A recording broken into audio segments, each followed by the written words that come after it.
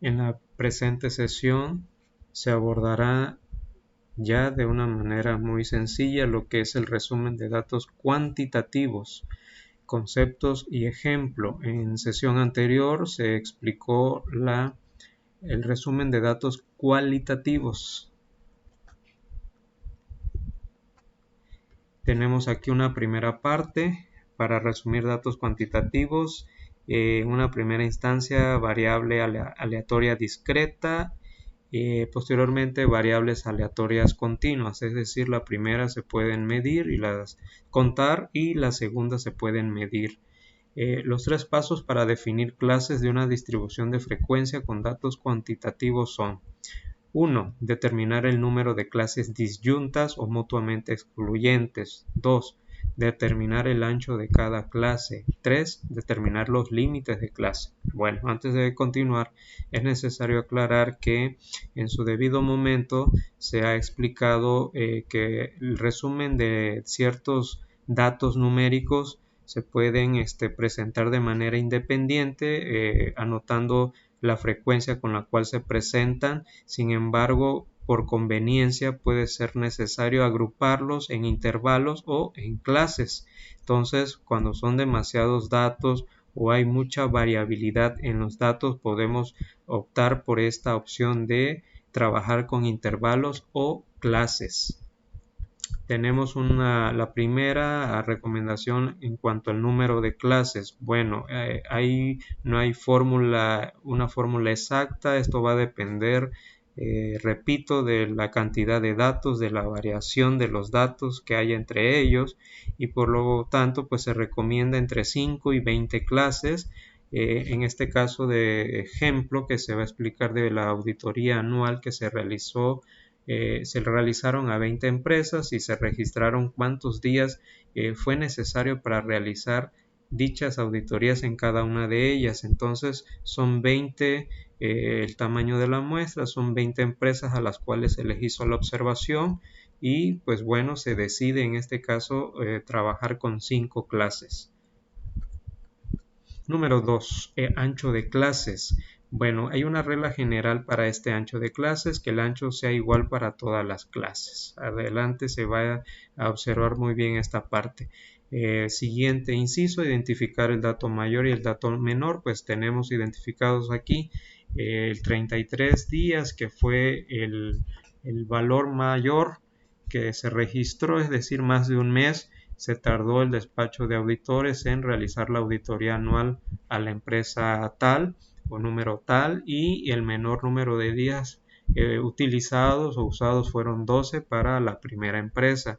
Entonces también por aquí, una vez identificado dato mayor y dato menor, se prosigue con emplear esta pequeña fórmula o expresión donde el ancho aproximado de la clase, hago énfasis en esta parte, aproximado va a ser igual al valor mayor menos el valor menor entre el número de clases. Tenemos aquí ya realizada la operación registrada y nos da un valor de 4.2. Si nos damos cuenta, los datos con los cuales se está trabajando en este caso son números cerrados, son días. Entonces por conveniencia podemos trabajar con 5, el ancho de clase. En este caso son 5 días que se van a utilizar como ancho de clase. Hay una nota muy importante aquí, que el analista determina, el investigador, el profesional de la administración, el gerente, el economista, va a determinar la combinación de número y ancho de clases que le proporcione la mejor distribución de frecuencias. Es decir, va a haber un juego de ensayo y error, dependiendo, repito, lo que es la variabilidad de los datos, cuántos datos se están manejando, cuál es el rango que hay entre ellos, es decir, la distancia o la diferencia entre el dato mayor y el dato menor, y eso pues va a incidir en que se decida por el número de clases y por qué ancho de clase. 3. Límites de clase. Una vez que ya se establecieron cuántas clases se van a utilizar, en este caso 5, pues es necesario determinar de qué ancho, en este caso, de cuántos días van a ser cada una de las clases. Para ello se establece un límite de clase inferior y un límite de clase superior. Otra nota muy importante aquí es que los límites de clase deben elegirse de manera que cada dato que tengamos en nuestro problema o ejercicio o caso a resolver vaya a ser encasillado o pertenezca solamente a una de las clases. Aquí tenemos ya las observaciones. Se observa que sí se tienen 5 clases de 10 a 14, de 15 a 19 días, de 20 a 24 y así sucesivamente. Nos percatamos que partiendo del 10 al número 14 tenemos exactamente 5 días de distancia, lo mismo que de 15 a 19, de 20 a 24, entonces lo mismo de 25 a 29 y de 30 a 34. Observamos que se cumple el ancho de clase y de esta manera nos estamos asegurando que cada una de las observaciones que están aquí en esta tabla no vayan a repetirse en una o más clases que se hayan decidido a utilizar.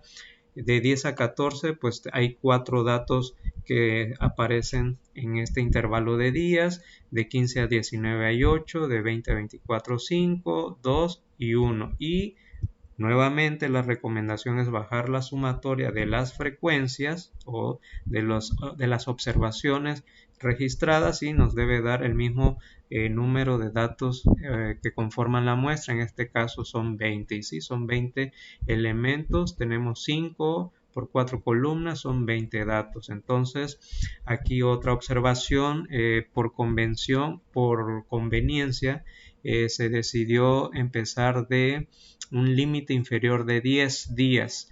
Pudo haberse utilizado el límite inferior, de hecho se puede utilizar el 12.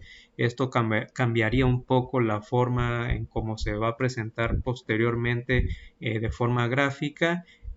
Por eso en este caso se está optando a partir de 2 días más abajo de 10 y pues ya de ahí sumándole 5 días que es el ancho de clase llegamos al 14 y de la misma manera 15 siendo el primer dato, 16 el segundo, 17 el tercero, 18 el cuarto y 19 el quinto dato. Y de esta otra manera también observamos que el valor 14 o la empresa que le haya tomado 14 días a realizarle la auditoría anual, pues vamos a estar cerciorarnos de que vaya a caer en este primer intervalo.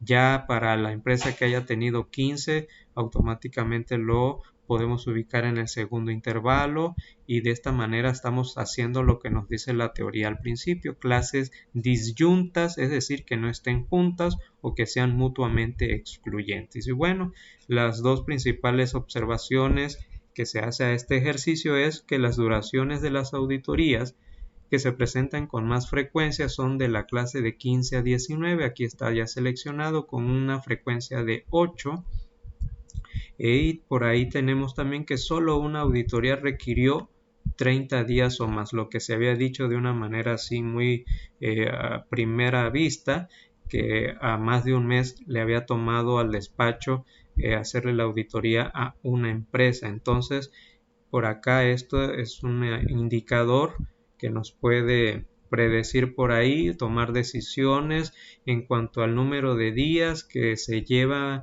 por lo regular o con más frecuencia lo que es una auditoría anual a cierto tipo de empresas. Esto va a variar, probablemente este es un muestreo de empresas del sector comercio, podríamos hablarte del sector servicios y así de maneras diversas.